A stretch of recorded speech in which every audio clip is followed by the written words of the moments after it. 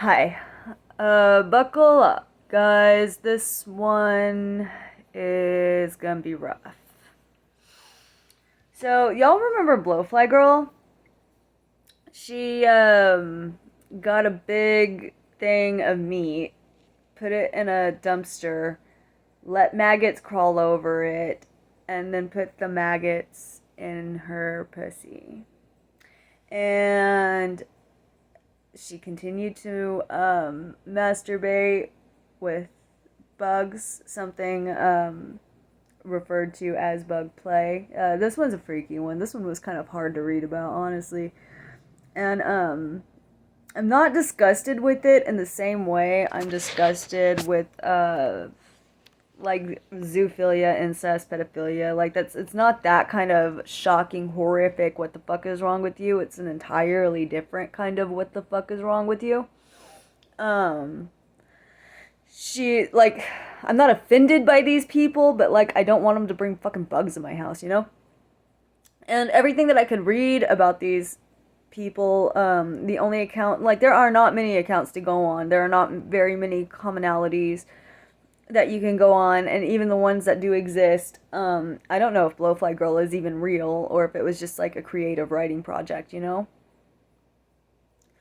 But she has a couple of stories that and I do suspect that it's real because like it totally makes sense to stay anonymous. And the language that she uses is very much what somebody with a legit fetish would use. Like the way she, if you read her stories, and I've read them a lot, and it's really the only thing where you can try to understand somebody who's into this. And if you look it up,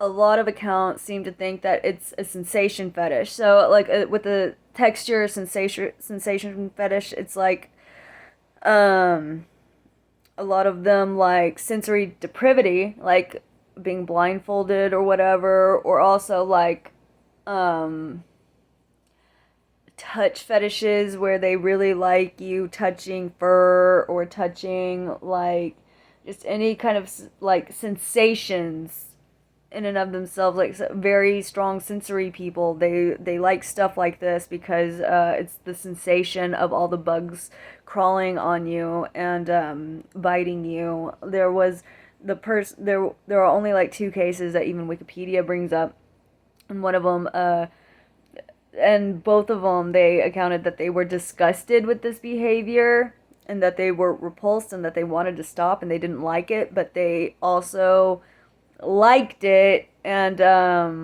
couldn't be aroused sexually in any other way. And like I don't know what's going on there. Like nobody, like there are like three people coming forth and being like, "This is what's up," you know. Um, Crush fetishes are the only ones that are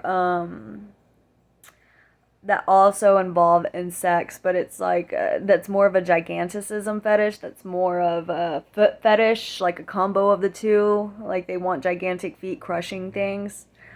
Um, and I don't think that like just because they both involve insects, I don't think that they're related. Whenever Blowfly Girl discusses her experiences, she says things like, they took away my ability to have babies, and now I'm giving birth to maggots instead of children. And that's like it feels like there's some kind of correlation there, but she doesn't give any kind of information on her background or family or like her other experiences prior to, like she said that she would like drive past a dead deer, and if it was covered in maggots, she would go like masturbate over it or something. Like and I don't know if it's the death or the animal that was erotic to her, or if it's like um her being gross and her being repulsive and her being such a disgusting degenerate, that because even more so, if, like, and by her accounts, so I'm not sure if I am correctly attributing formicaphilia to her, because like while she definitely seems to enjoy the insects crawling on her, the other accounts I've read from people with this are like, it's gross and I hate it. But with her, she's like, she loves being gross. And there were also other comments of girls being like, "Oh, I play with cockroaches," and like, just man, just I can't even imagine. Oh no, doesn't that make your pussy slam shut like a scared clam? God damn. Um, where was I? The disgustingness and being repulsive. It's almost like you're assigning your value so low. It seems like the ultimate like submissive kink, maybe even like people who love being worthless. And it just seems like maybe this is an extreme. So it's kind of hard to say. I think with a lot of fetishes, it's not like what specifically makes it's like it's not specifically